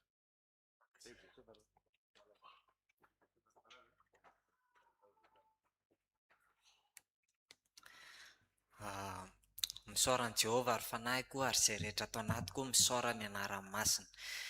Izany teny izany no entina hiara-bana anareo sady hisaoranay an'ilay Jesosy Kristy izay naniraka anay hanao stage teto amin'izao FJKM Mahasalema vaovao 67 hectare izao. Faharoa manarakaraka an'izany dia misaotra ny fiangonana iray manontolo tsy hanavahana izay tarihan'ny ray aman-dreny mpitandrina, ny birao-piangonana, ny mpihevitra rano, diakona sy ny olona sy izay karazany marobe tsy voatanisa ao dia tena mankasitraka anareo tompoko satria raha tonga taty moa zany izay hoe hanao stage dia izy nareo izay tsy mandray anareo dia zay dia tsy nanao stage izay. Dia farany ataoko fohy kely raha ohatra hoe nisy ny tsy nety tamin'izay nataonay teto dia tena mifono izay tompoko, aleo anaraka anay any izay tsy nety nataonay. Dia ifonana amin'Andriamanitra koa fa izay nety dia ho an'Andriamanitra rery ho voninahitra. Soatra betsaka tompoko.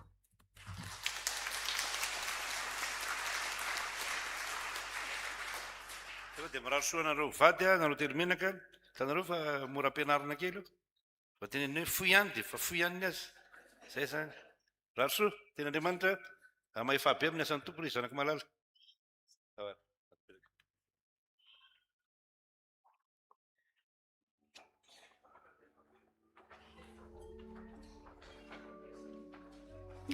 Andeha ry havana nanavao ny fanoloran-tena antsika sika dia hanao ny rakitra angatahantsika ny atoko-pihira hihira ao anatin'izany.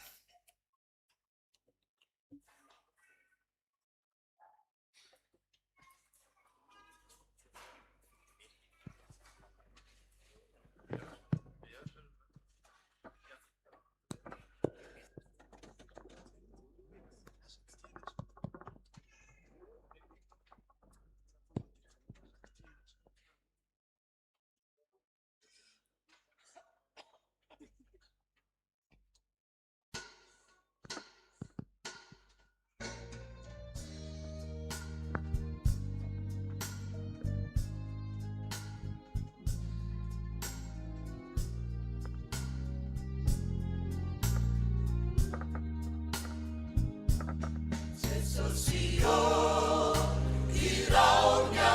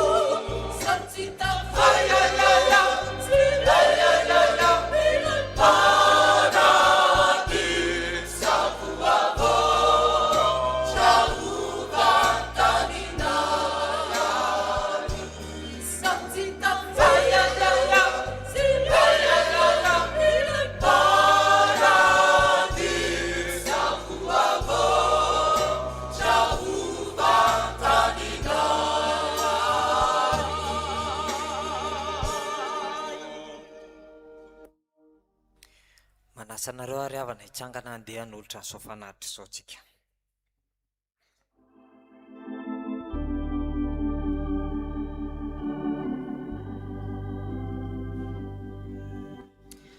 Raisua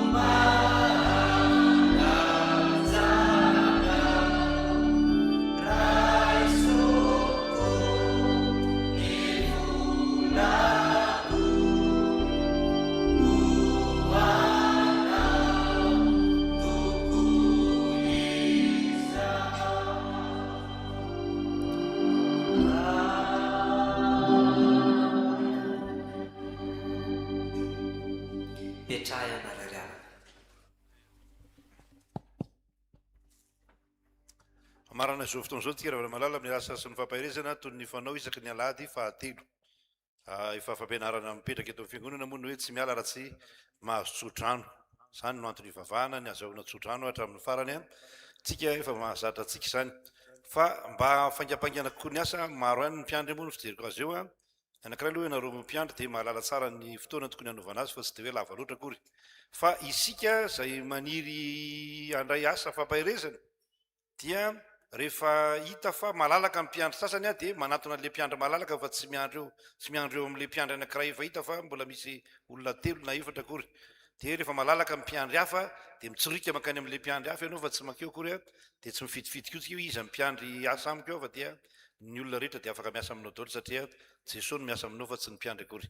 Ndahary afaka malala aroso avy hatranintsika ny hira larana 5:70 andiny voalohany sy faharoa ihany a dia tandahatra ianareo mpiandry manao fandaminana samihafa dia rehefa tokony ho tapitra rehefa misy mpiandry banga 2 na 3 ao a dia mifarana ny asany dikan'izay.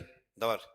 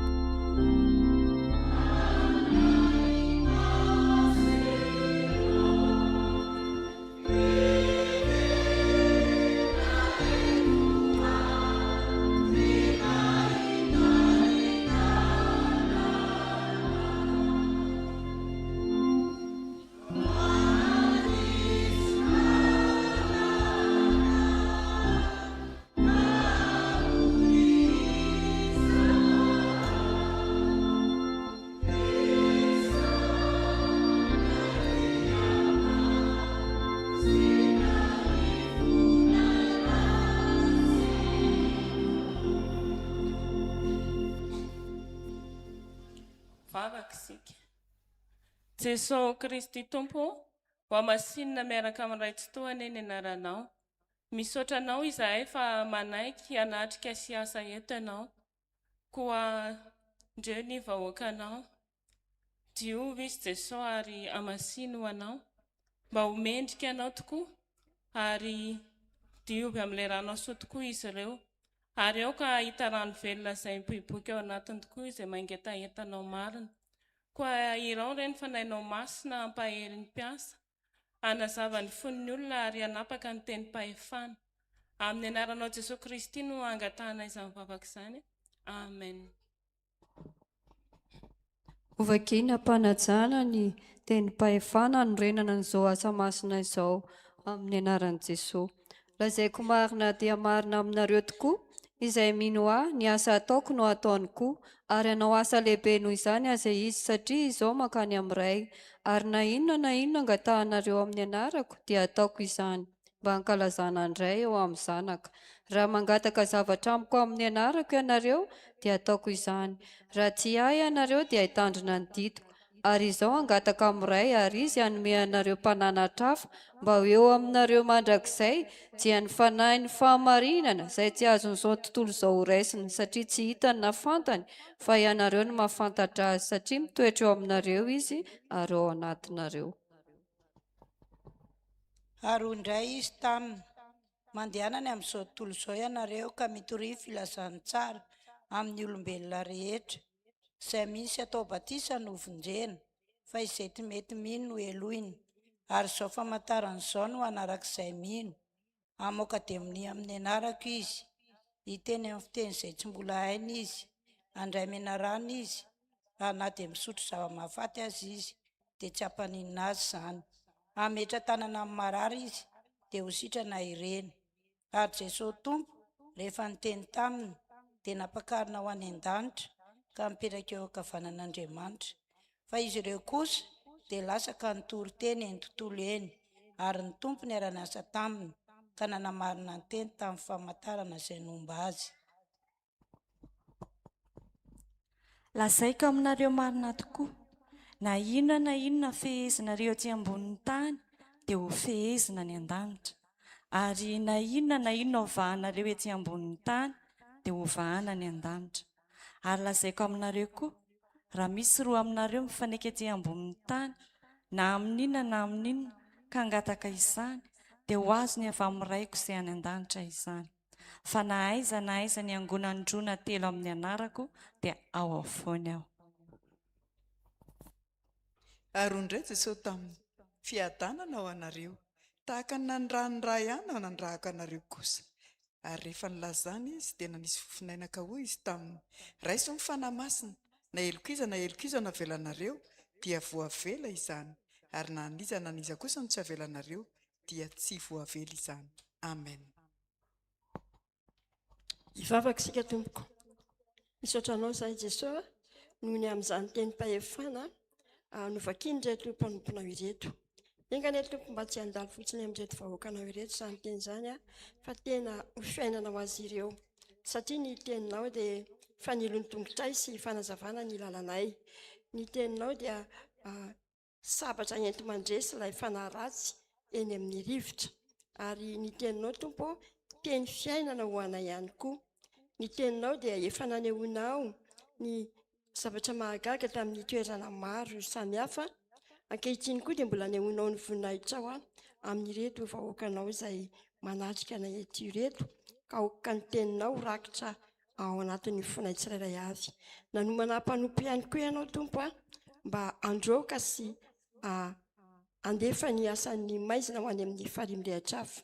Ampahirezo ny mpanomponao ahafahany manatanteraka izany fahefana nomenao azy izany, fa namasinao hiasa manan-kery ao anatiny. Amin'ny anaran'i Jesosy ny ivavahana toy izany. Amen. Amin'ny anaran'i Jesosy Kristy avy any Nazareta, ilay voaomy teo amin'ny Nazarena, tompony mpanjakany mpanjaka, Andriamanitra velona tompony fahefana rehetra an-danitra sy ety an-tany. Amin'ny anaran'i Jesosy Kristy andidina sandroano ry Satana, mialaka mandehanana ny farihy mirehitra afo, fananjara fitoerana voatokana ho an'ny devoly sy ny miaraminany. Ento miaraka amin'ny entonao sy ny forongonao rehetra, ny aretina, ny lainga, ny fitaka, ny tsy finoana, ny rasy rehetra momba anao. Mandeha amin'ny anaran'i Jesosy Kristy mivoay ianao, fa an Jesosy reto olona reto voavidy Jesosy Kristy amin'ny tao Kalvari ka sarana devoly fahefana. Miala amin'ny anaran'i Jesosy Kristy, mivoaka amin'ny anaran'i Jesosy Kristy. Vavaka sika ravana. Jesosy tompo indreto ny vahoakanao. Manetry teny eto anoloana ny vonaitrao. Matsiaro mavesatretana tambe sara ny otana tao. Verevitra ka tsy afamitraka akory. Ho any amin'iza mosy ireo tompo fatsoa aminao ihany. Ianao rerian'ny tisy mangoraka ny oloka manafaka azy amin'ny fahoriany sy ny fahatrany. Ankehitriny tompo dia mba irao ny fananao masina mba hampaheritra hanafaka ny olonao. Ary meteza raha samy mpanomponao mba iseho ny vonaitrao. Dia anaran'i Jesosy Kristy tomponay. Amen.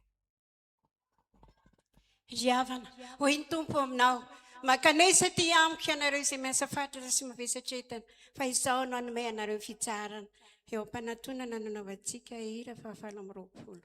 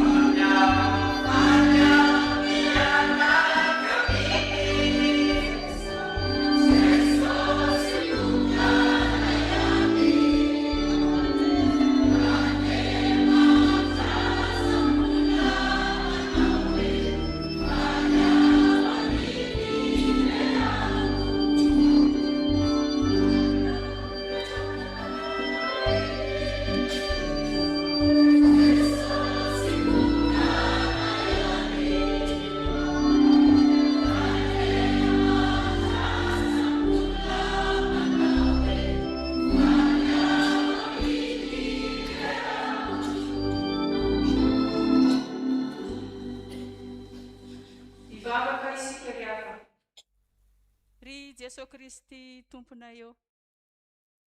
Endre ny fifalianay. Fa tosy tanteraka ankehitriny ny asa izay nanondranao anay. Mankasitraka Tompo satria fantatray fa teto ianao. Nanatrika feno. Nanatanteraka ny asa satria ianao no tompon'ny asa. Ko indreo ary rehefa vahoakanao. Izay niseho teto anatrehanao tamin'ity anio ity Tompo. Ny kelika hatramin'ny lehibe indrindra fantatrao ny amin'izy ireo tsirairay avy. Aoka mba tsy ho toy ny idiran'ny teto no ivoany atondray amin'ity anio ity satria efa samy nandray fitahipanavy aminao ny tsirairay avy. Dia tano izy ireo fa tsy mahatananao. Ary aza mahafoy na mahasaraka azy ireo ianao. Ary ampitombo hiatrany tompo ny finoany izy ireo anao. Mba hitoerany mandrakariva eo ambany fahasoavanao. Amin'ny anaranao Jesosy Kristy, ilay tompo tianay, no angatanay sy anaovanay izany vavaka izany. Misaotra Jesosy. Amen. Ho antsika izay nandray ny asa sy fampaheresana mitsangana andray ny hafatra. Sao ny hafatra omeny Tompo ho antsika anio. Araka ny ao amin'ny Koritianina voalohany, toko 12, ny andininy 7:20. Amin'ny anaran'i Jesosy, koa amin'izany raha lamalalako dia miorena tsara, aza miova, mahefa be mandrakariva amin'ny asan'ny Tompo, satria fantatrareo fa tsy foana tsy akory ny fikelezanareo aina ao amin'ny Tompo. Amen.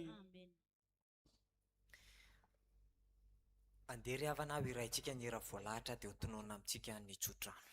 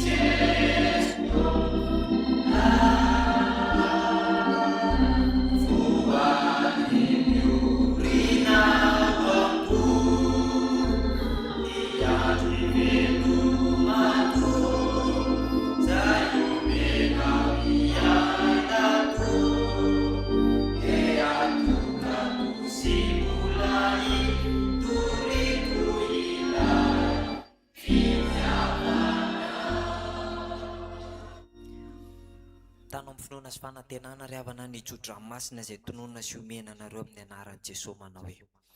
ary Andriamanitra ny fiadanana ny hamasina anareo samotanteraka. Gaoko arovana avokoa ny tenanareo sy ny fanahinareo ary ny ainareo ho tanteraka ka tsy hanatsiny amin'ny fiavian'i Jesosy Kristy Tompontsika. Matoky izay ny antso anareo sady izy ihany no anefa izany. Amen. Mipetraha ianareo ry havana ary manaova vavaka ao anatin'ny fahanginana. Ho an'Andriamanitra irery ny voninahitra amin'ny anaran'ny Ray sy ny Zanaka ary ny fanahy masina.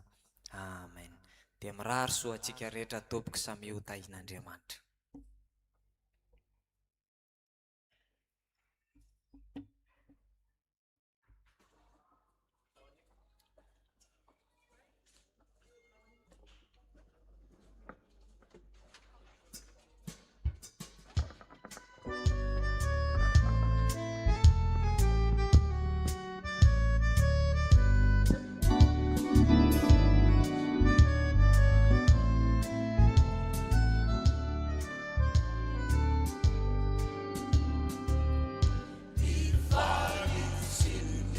Ravu, Ravu, Nyamana, you, Sachi.